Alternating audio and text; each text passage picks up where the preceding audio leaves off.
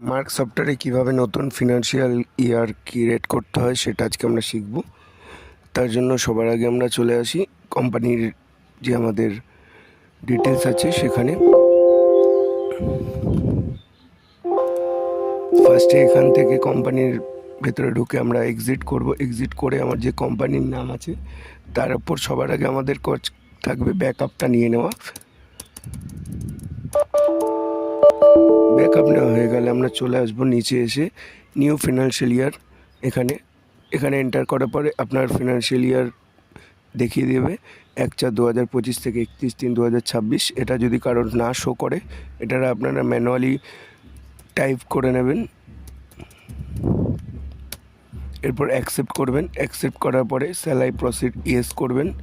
Yes করার পরে এখানে আপনাকে অপশান দিচ্ছে। প্রথম option ledger balance. Ledger balance যদি আপনারা ক্যারি ফরওয়ার্ড করতে চান আগের ফিনান্সিয়াল ইয়ার থেকে নেক্সট ফিনান্সিয়াল ইয়ারে, তবে এটা ইয়েস রাখবেন, নাহলে নো করে দেবেন।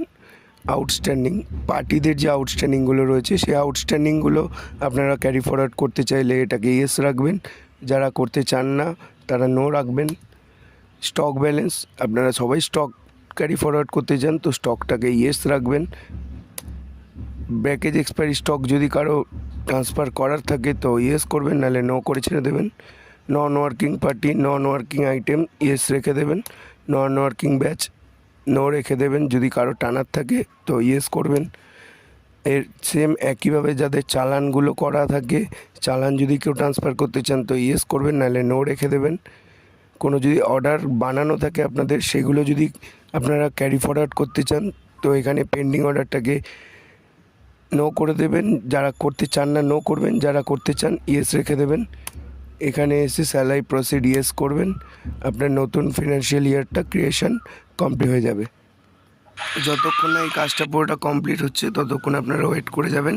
তারপরে এটা পুরোটা কাজটা কমপ্লিট হয়ে গেলে আপনারা এন্টার করে সফটওয়্যারের ভেতরে আপনাদের নতুন ফিনান্সিয়াল ইয়ারে ঢুকে যাবেন।